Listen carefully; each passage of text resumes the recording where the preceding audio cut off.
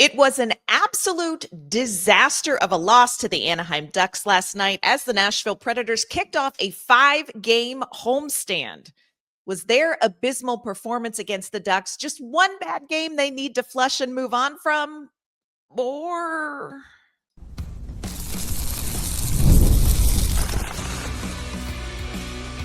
You're Locked On Predators, your daily podcast on the Nashville Predators, part of the Locked On Podcast Network, your team every day.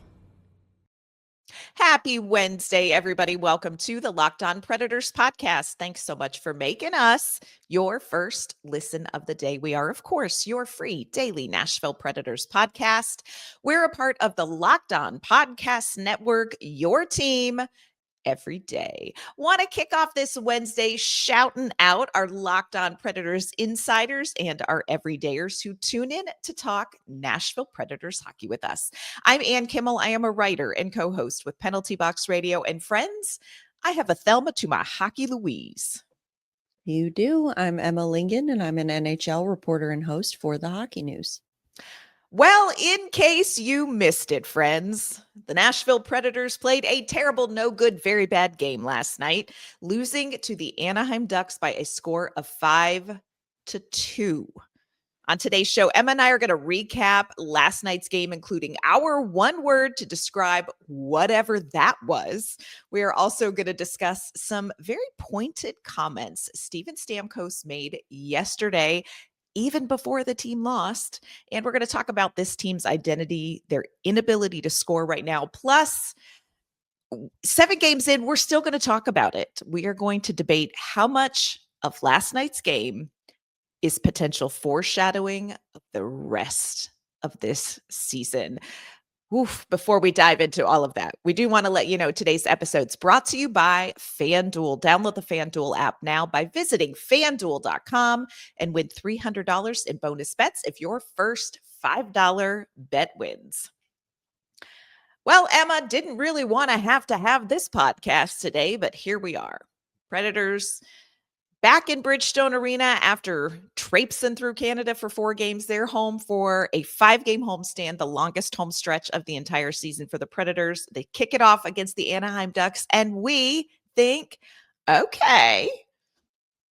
And then we saw that game, and we thought, oh, okay.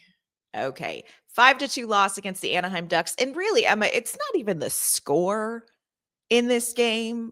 It was literally the 60 minutes of hockey you had to watch to get to 5-2 and a loss.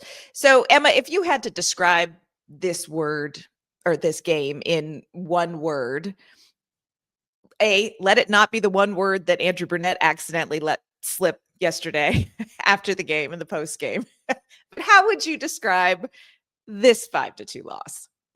Well, see, that's what I was going to go with. I was going to say, but I was going to, I've got upper management sitting here with me. So I've got to be, FCC compliant and say expletive. It was expletive. It was not good. This team is getting worse from the start of the season. We saw some things were like, okay, like this isn't a cup winner, but they look better than last year. They don't look lost out there. That's a start. They look like they are progressively getting worse 7 games in. And that is not a good sign. I mean, nothing about it was good. I mean, this was a team, I wouldn't say like easily beatable Anaheim, but actually on paper, very similar to Nashville. Like it should have been a closer game. And honestly, for the first, I would say period and a half, it looked like, and you and I even said, it's like, well, Nashville might win this, but it's going to be less about Nashville beating Anaheim and more about Anaheim beating themselves. Yes. But at that point, I think we would have taken that. I think we would have been like, a win's a win's a win. That's fine. But then the wheels just completely fell off in the third period. It was no longer, Nashville had no business winning that game. Obviously, they didn't. I mean, I wouldn't say that Anaheim played a, stellar 60 minutes of hockey either, No. but they played a good 20, and it was And the that's all 20 you that need. counted. Yeah, Yeah. against the Nashville Predators, that's all you need. And I mean, again, there are just so many bad things about it. Like, guys looked lost, and I'm not just talking about Brady Martin, who, bless his heart, Bless. looked surprised when he got a successful takeaway. It was like, oh, I got it. Oh, what do I do with it? Like, that's fine. He's 18 years old, whatever. But when your veterans are out there looking lost and Oh, looking it's they bad. don't know what's happening and not being able to complete passes, not being able to put the puck on the net, or when they do put the puck on the net, it's just a one and done. There's no one there to get the rebound. I mean, you Nashville Predators got beaten almost single-handedly by Dude. Oh. a 31-year-old fourth line winger who was benched in his last game. Ross Johnston comes in, gets 3 points and a fight for the Gordie House superfecta, as Joel Quenneville called it. I mean, listen, if you're Nashville, if you want to get beat by Mason McTavish and Leo Carlson and Cutter Gauthier, that's fine. Right. But you're getting beat by this guy? Like, no disrespect, but like, what are we doing? Yeah. It's like if Cole Smith single-handedly owned another team. And again, no disrespect meant. I had to do the 3 stars of the game for the media, and it was very obvious with 5 minutes to go that it was R. Johnston who was the first star. But friends, I had to go and look up his first name because who the hell is R. Johnston? Well, he was Nashville's daddy last night, but who the hell is R. Johnston? Like, oh, you all. We got my one word is poop sandwich because friends, that was a poop sandwich. I don't even I'm not even gonna just it was a poop sandwich. It was a poop sandwich. We got Roman Yossi and Philip Forsberg in the post game, neither of whom were very happy, to say the least. And Roman Yossi said, we gave them their goals. And kind sir, you did. Nashville knew exactly what they needed to not do to empower Anaheim to go and play Anaheim's game. And we talked about it on yesterday's show. You know what you don't want to do? Get into a speed match. You know what you don't want to do? Give them breakaway opportunities. You know what you don't want to do? Have your defense come down and pinch low in the offensive zone and be like, whoops. Guess what you did? It was bad hockey. And again, it's not like Anaheim was lighting it up. It was bad hockey. I don't care what jersey you were wearing. It was not great hockey. And Anaheim gets the win. And there's consolation, you feel good about, well, it wasn't pretty, but we got a win. Nashville has no good feelings. Should not have any good feelings. Nashville needs to sit and think about what that was. It was terrible. If you noticed a Nashville Predator player in this game, likely it was because he was screwing up. It just, and the players that you wanted to see step up in this game, you just didn't notice because nobody really stepped up. Of course, we always ask our insiders for their one word to describe the game. My one word in honor of Star Wars night, which it was, and it was super fun. Yoda. Ugly that was. Yes. Seen this before. We have. Yes. Now, that insider dared me to do it in a Yoda voice, but it's just way too early. And one time I tried to do a Chewbacca and it was terrible. So we're not even doing that. Another insider said horse and buggy among sports cars. That's what it's like watching Nashville. Frustrating. That was a bad game, even by last year's standards. This was a bad game. And a lot goes into what went wrong for the Nashville Predators. And we're going to talk about a little more in depth of what is maybe going on behind the scenes with the Predators. We're going to talk about that coming up. But this was a game, Emma, this was straight execution. This was a game of execution. It's not about the line blunder screwed up the chemistry. It's not about that. I don't necessarily think that it's like, wow, this system is so terrible. Last night, they did not execute. They could not pass the puck. It was like hot potato night at Bridgestone Arena. Don't want to touch it. Yeah, Terrible.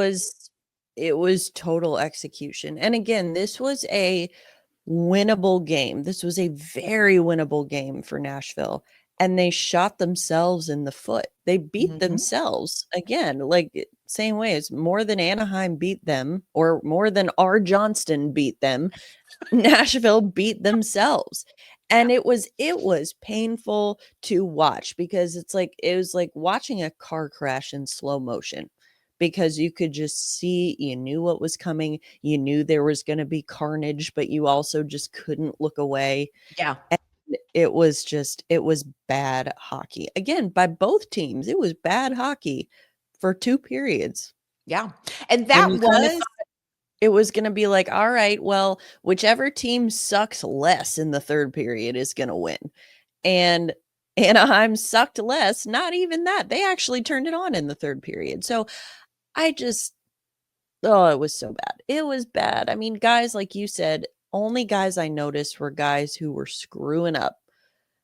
Guys who, like Ryan O'Reilly, had a bad game. less. I am sure that he is lighting himself on fire as we speak.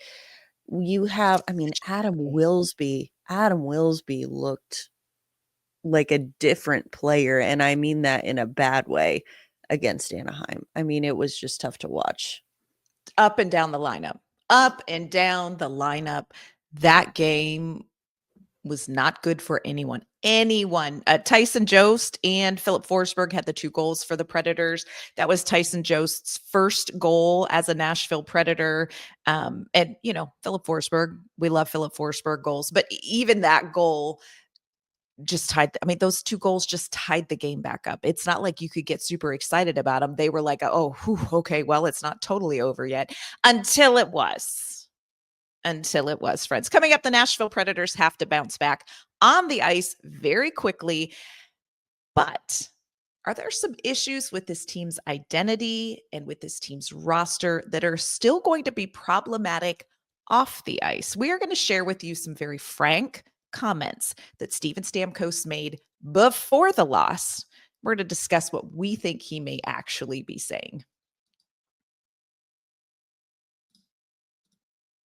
Today's episode is brought to you by our great friends at Monarch. Let's be honest. Most of us can't name all of our financial accounts, let alone what they're worth. Between 401ks, savings accounts, and different investments, it's so easy to lose track, and that can mean leaving money on the table. That's why I started using Monarch. It is an all-in-one personal finance tool that brings your entire financial life together in one clean, easy-to-use interface on your laptop or on your phone. It's helped me organize my accounts, track my spending, and get a better handle on all of those investments without having to create or touch a spreadsheet. I also love that I can review everything with my partner. We can see our shared goals and we can make better financial decisions together. So, friends, don't let financial opportunities slip through the cracks. Use our code LOCKEDONNHL at monarch.com for 50% off your first year. Again, check it out at monarch.com. Code LOCKEDONNHL for 50% off your first year. All right, Emma. Yeah, it was bad. It was so bad, friends. And we're not being over dramatic. If you were at the game, you saw that. But what happened before the game had a lot of us in Media Row going, I don't know how much is about what happens on the ice, because there were some things being said off the ice after morning skate before this game even took place that had a lot of us going, what is being said, and what is being said that's not actually being said? Steven Stamkos gave a very frank interview after morning skate yesterday morning, again, before the 5-2 loss to Anaheim, and made some really interesting comments. We're going to play that video for you, and then we're going to talk about what we think he's saying. Yeah, no, it's tough. I mean, we have some pretty pretty good offensive players that, want to produce to help our team win. And when it's not helping, or when you're not helping in that regard, it's tough. I mean, no one's going to be talking about, oh, you made a good defensive play, or you're playing well defensively. It's, the games that we're not winning, it's okay. We need to find a way to score some more goals. So, like I said, it's we're not, a team that is going to go out and score 4 or 5 goals every night. I think we can all agree on that, right? So it's not something that we can't just open the floodgates and go, back and forth, chance for chance, and try to win games like that. That's not the identity of our team, and that's been established. And like I said, I think there's areas that we've improved on from last year defensively. Now, some other areas, like I said, being the power play, one of them that can help you win some of those tighter games, and that's what we need to focus on. So, Emma, you were there during this Stamkos conversation. And one of the things that you had said to me yesterday was it's not even so much what he said, it was body language and how he said it. So, what did you take away from that the entire conversation with Steven Stamkos? That was one snippet of a conversation. Yeah, I was standing directly to his right, and I felt like I had to look down at the floor because my face, I do not have a poker face. You can tell exactly what I'm thinking, exactly what I'm feeling by looking at my face.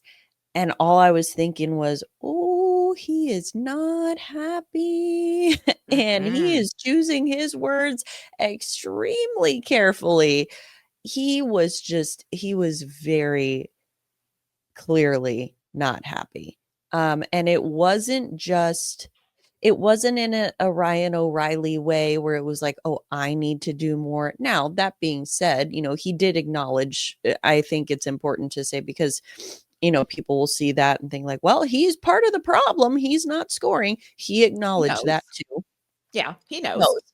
But it wasn't just oh, I'm unhappy with myself. It was, I am unhappy with this entire situation.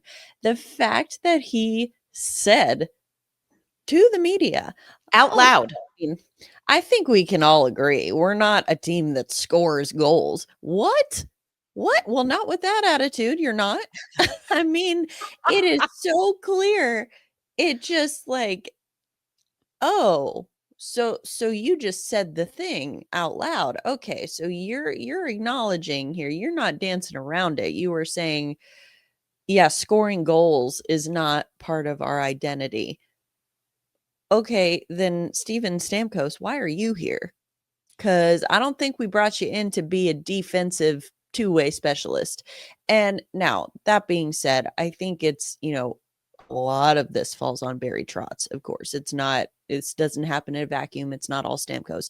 But I think if you asked Steven Stamkos, if you gave him some truth serum and asked him, how much do you regret coming here? It would be, oh, a whole lot. A whole lot. And I think a lot of the fan base is already mad at Stamkos. Send him back to Tampa. Well, you know what? That's not going to happen because Tampa doesn't have the cap space, even if Nashville eats half of his salary. Right. But the point is, and don't forget, friends, we're already paying Matt Duchene $6.5 million to not play here. So just to twist that knife a little bit. But I think that Steven Stamkos is very unhappy with the way things are going, not just for him personally, but for the way that the entire team is performing. He fully acknowledged we're not a team that scores a lot of goals. Now, I think that the context of that is important. He was saying that, well, if we're not going to be a high volume goal scoring team at 5-on-5, we sure as heck better do something on the power play. That would be nice, which is what we've been saying here, is take those chances, take those, those gifts when you get them and make the opponent pay, which they haven't been doing. But I mean, the fact that, so he's not wrong about that. The power play is atrocious.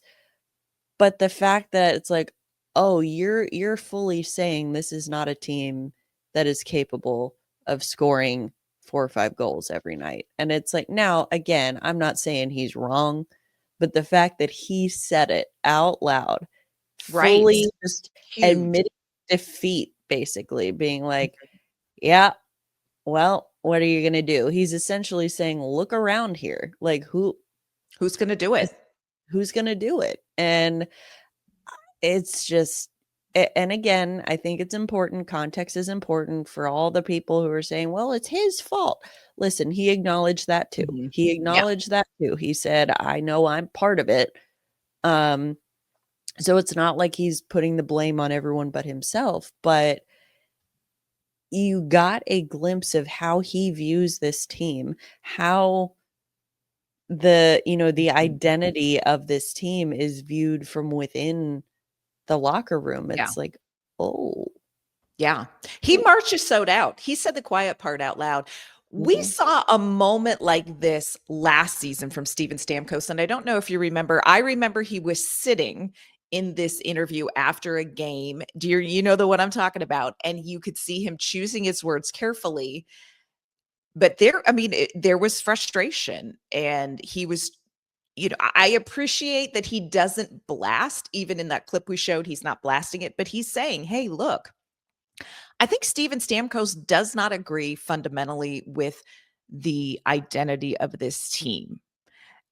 And there are a couple reasons I feel like he's not on the same page. One, you hear that interview and you think, okay, interesting what he said. The other thing that I noticed over the last 2 or 3 days, of course, in the media, we're asking a lot of questions about the power play because the power play, again, abysmal.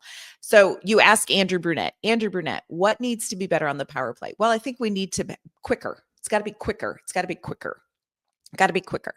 Ask Roman Yossi, what do we need to do on the power play to be? It's got to be quicker. It's got to be quicker. Got to be quicker. Philip Forsberg, hey, that power play still struggling. Like, what's the fix? Quicker, got to be quicker.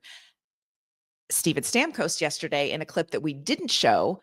Steven Stamkos, what has to be better for the power play? And Steven Stamkos said something entirely different. He said, I think you got to take your time and get set up. And it's not necessarily about like get in there and put the puck on net as quick as you can. I think it's about getting set up and what? Record scratch. There are fundamental differences with the way one of your veterans and leaders is seeing the identity of this team. And I am not saying either side is necessarily right or wrong. I'm saying I don't think they're on the same page, Emma. Nope. And I had the same thought. I'm glad you brought that up because as soon as he said that about the power play, I was like, wait, you think they should slow it down? Yes. It was like, oh. And so it was very clear that he is not in line with the identity of this team, with the structure of this team. And I'm not saying that he's beefing with anyone in the locker room, No, that they're like, you know, he's not brawling off the disrespectful ice. or No. no. No, it's just clear. It's like sometimes, certain environments are not good for certain people. And it Mhm. was just very clear. I mean, it was because he said too, when he said that, he was like, it's about establishing a setup, not being in a rush to throw pucks at the net. And then he said, and it's something we've talked about. Now I want to, in the moment, I was so like, oh, wait, what? Like, Yeah. but now that I've thought about it, I'm like, wait, something who is talked about? Who have you talked about that with? And was it well received? Because I feel like everyone else is saying something different. I mean, do you talk about it with your teammates? You talk about it with Brunette? I mean, I'm sure it's all of the above, but still, I mean, it is a fundamental, mismatch, it Yeah. seems like, between the player and the system right now. Yeah. And quite honestly, I think, Steven Stamkos, I don't think he's happy. I mean, I know he's not happy. Mhm. I think he regrets coming here. And you know what? If Andrew Brunette or if Barry Trotz was forced to make a decision between Andrew Brunette and Steven Stamkos, I 100% believe he would side with Brunette, which I don't necessarily think is the wrong decision just for the long-term future of this organization. But lest we forget that Barry Trotz was the one that got us into this situation. Yes. Into the situation, a very avoidable situation here. By taking the time, maybe doing a little bit more research, thinking about, okay, how is this actually going to work, instead of just, oh, sign them and figure it out later, because it's not figured out. No, it's not figured out. And, kudos, I guess, to Barry for being like, we're going to give it a whirl. But getting out of this, if ultimately that is what's best for both parties, and nobody's being an ass through this. I just think there are fundamental differences in the way this game is viewed, but there's no good way to get out of this, friends. There is no good way to get out of this. People are not going to be fighting for Steven Stamkos' contract. No. And we're going to be back to Matt Duchene land. And speaking of ass, I think speaking of ass, that entire game. Yeah. No, but I think it was so funny because obviously here in Nashville, viral moment from a couple weeks ago, Cam Ward from the Titans was asked about the team's performance, and he said, if we keeping it a buck, we ass. And I listened to that clip from Stamkos, and I was like, wow, that was his much more polished way of saying, if we keeping it a buck, we ass. That's exactly it. Oh, we're ass. Yep. And so I think that it's just like, I mean, I'm laughing because, if you don't laugh, you cry. But I think that it is just very clear. He wasn't as direct as Cam Ward was. He was a little bit more polished, a little bit more diplomatic with the way he said it. Like I said, choosing his words extremely carefully. So carefully. But he thinks we ass. And that's pretty clear. Yeah. Coming up, we heard from the Nashville Predators players and Andrew Brunette last night on what they think they need to do with last night's loss. Do you flush it, or do you take some time and chew on it and figure out what's going on? We're going to tell you what we think this team needs to do with that 5-2 absolute abysmal loss. Today's episode is brought to you by our great friends at FanDuel. We know the NFL season is well underway, and FanDuel has an offer you do not want to miss. Right now, new customers can bet just $5 and get $300 in bonus bets if you win. That's right. Pick a bet, put down $5, and if it hits, you're going to unlock $300 in bonus bets to use across the app. You are going to love how FanDuel gives you so many different ways to play. You can build same-game parlays. You can try player props. You can even follow the live lines during games. It's going to make watching football even more exciting when you've got a little something riding on the action. Whether you are a casual fan or you love looking at and diving into all of the advanced statistics, FanDuel is going to make your game day experience so much better. So what are you waiting for? Visit FanDuel.com to download the FanDuel app today and get started.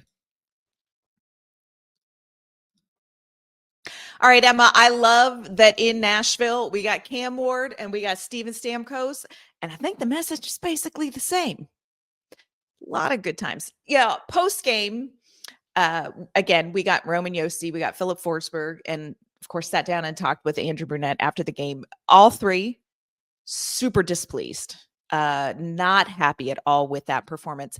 And when you have a performance like that, one of the things Andrew Brunette said is, you know what? That was a bad game. And in an 82-game season, every team is going to have at least one just bad game.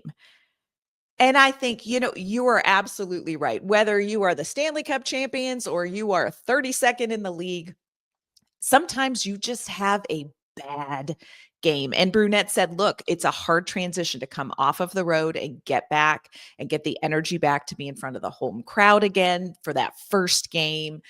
I get that.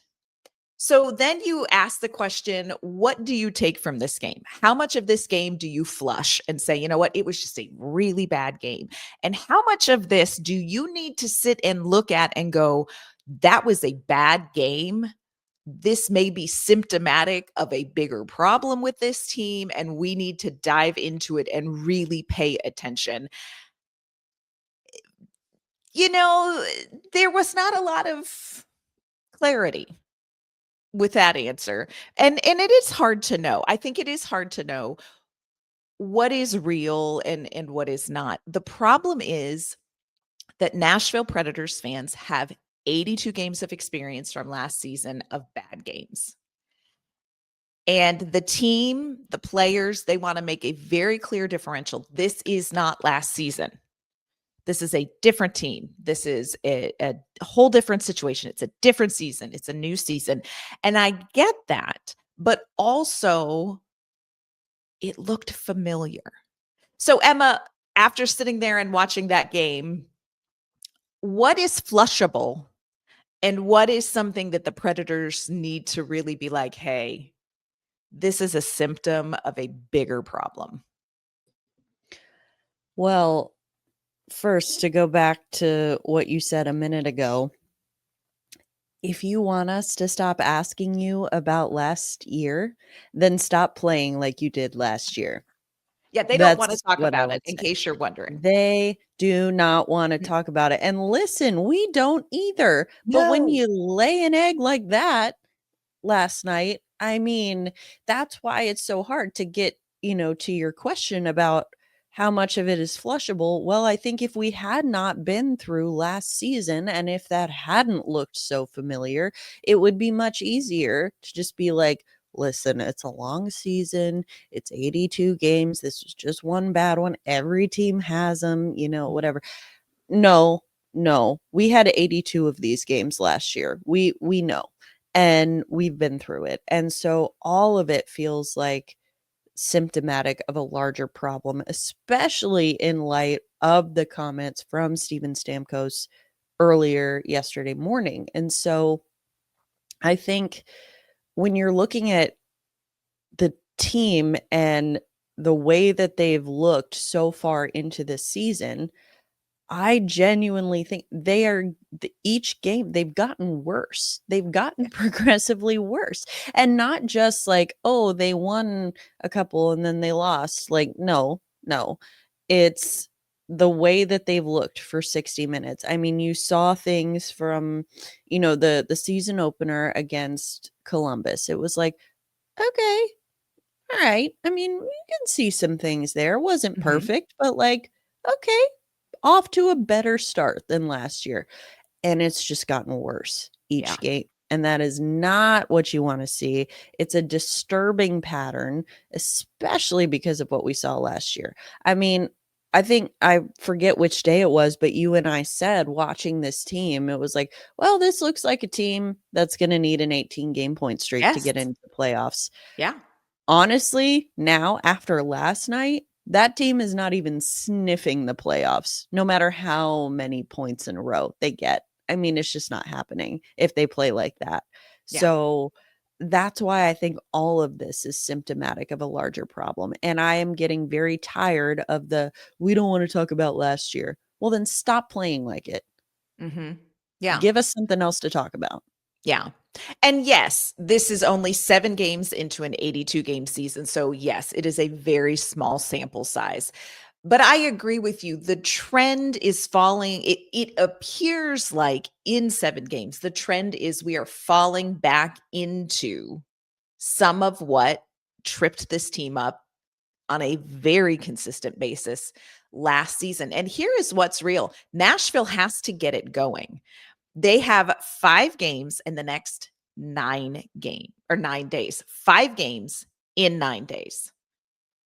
This is until they board the plane to go to Sweden. We're looking at a schedule that is every other day games with a back-to-back thrown in. And that is until they get ready to travel to go for the Global Series game in Sweden. You don't have time for an existential identity crisis. You don't have time. And the string of games they have coming up, it's like March of the X's, friends.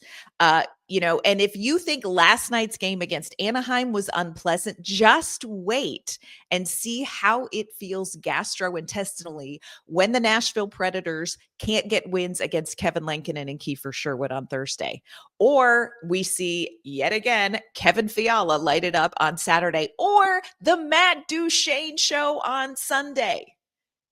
And then next Tuesday, their final game in the 5-game homestand is against the Tampa Bay Lightning. Where will we see Steven Stamkos just staring longingly at the opposing team's bench? You have to be able to win at home. Even last season, they had a winning record at home. Now, it was by the hair on their chins, but they had a winning record at home. You have to win these games. And you have one day to get your head out your thing and get back on the ice and be able to compete against a very good Vancouver Canucks team with Kevin freaking Lankinen in net. You are not probably going to go up against just some R. Johnston in net. Bless R. Johnston. Way to have a good game, friend. But what I will say, though, is like, again, when talking about Anaheim, how this was a winnable game for Nashville. This is a game they should have won, or at least should have been closer. Vancouver, same thing. If you look at Vancouver right now, they're struggling. Their center depth, sound familiar, Nashville, is non-existent. They have I know that guy. They have Elias Pettersson, and that's it. They didn't re-sign Pia Suter. He's in St. Louis now. They've had injuries. Philip Hedl might be done for the year. Oh. They are struggling. They're struggling. And again, it's like, if you're Nashville, you look at this team and think, okay, all right, this might, we have a chance here. But my goodness, you cannot play to the level of your opponent, or in the case of the Anaheim game, play worse than your opponent. I mean, it was just a battle for 2 periods of who's going to beat themselves first. And then finally, Anaheim showed up in the 3rd period, actually looked like they wanted to win a hockey game, and they did. And so, again, I look at Vancouver, I look at LA, similar thing. LA just lost Anze Kopitar for like a month because he's got a foot injury. They've got, Darcy Kemper is struggling in net. He's doing the Darcy Kemper thing where he's amazing for 1 year and then disappears for 3, and then he'll show up again in a couple years. But like, they have weaknesses. They don't have, high volume goal scorers either. And so I'm looking at these teams that it's like, okay, these should be wins for Nashville. And I have zero faith in their ability to beat those teams. But then, of course, you look at a team like Dallas and it's like, well, that's not a win for Nashville. So it's like, if you can't even expect them to hold water against a struggling LA team, a struggling Vancouver team, I mean, heck, even Tampa is struggling right now. Andrei Vasilevsky has had a rough start to the season. He's got like an .886 save percentage. Like, it's not good. And so I think, you're starting to see these other teams that are having rough starts, and you think, okay, Nashville, strike while the iron's hot. Like, this is your chance. I have zero faith that they're going to show up if they looked anything like they did against Anaheim. Yeah. And I hate that we have to frame up games based on how is the competition performing? Because in the NHL, you need to win games based on what your team can do. And right now, Nashville can't score goals. Right now, Nashville cannot score on the power play. That's like a freaking freebie. Like, it's just right there. And with the roster they have out there on that first power play unit, what are we doing? They are not playing well. You know what they have? They have UC Saros. And much of the time in these 7 games, they've had decent defense. That's not enough. That is not enough. And I'm okay having a roster that maybe isn't as talented right now if it is heading in the right direction. I don't know if that's where Nashville is. Yes, 1 game, one really very bad game, friends. I don't know if you didn't see the game, don't watch it. You just don't need that kind of negativity in your life. Unless you're an R. Johnston fan, then Yeah. by all means, please go back and On watch it. You'll have a great on time. repeat. You're going to feel so good about yourself. Way to go, R. Johnston. You had yourself a game, He Ryan, was Rick, lovely. Reed, whatever your first name is. It's Ross, He in case was anybody he wondered. was lovely. I interviewed him after the game and he was very happy and the rest of the team was very happy for him. And I was like, wow, what's that happy hockey team? What's that like? Feels so weird. I Yeah. know. We're going to see what There's the a lot Nashville of Predators can smiling. do. There's a lot of smiling, a lot of backslapping, and I was like, oh, This is a interesting. new Don't know what vibe. that's like here. Yeah. Yeah. A lot going on with the Nashville Predators right now. 7 games into the season.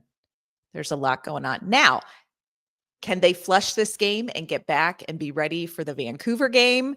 We're going to talk about that on tomorrow's show. Tomorrow, we will preview the game against Vancouver. We will take a moment and talk about life coach Kevin Lankinen, because of all of the hockey topics out there that Emma and I like to talk about, life coach Kevin Lankinen's right at the top. So we're going to take a look at his tenure with the Vancouver Canucks, and we're going to get you ready for that game. We're going to tell you what Nashville absolutely has to do in this short window of time to turn things around on the ice at Bridgestone Arena. So make sure you tune in tomorrow for that show. Emma, before we log off today and wash our eyes out and pretend like things didn't happen, will you let everyone know where they can find you and your work?